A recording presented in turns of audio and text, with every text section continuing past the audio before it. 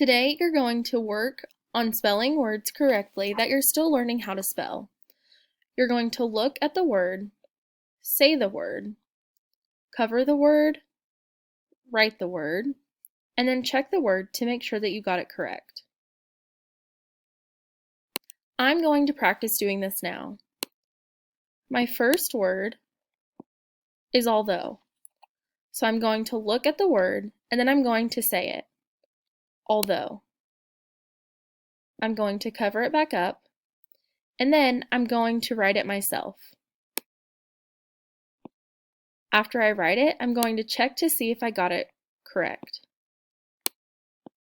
It looks like I didn't get it correct, but I'm going to try again.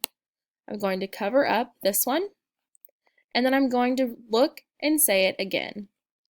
Although. I'm going to cover it up and write it in the last column. It looks like I got it right this time. Keep trying until you get the word correct.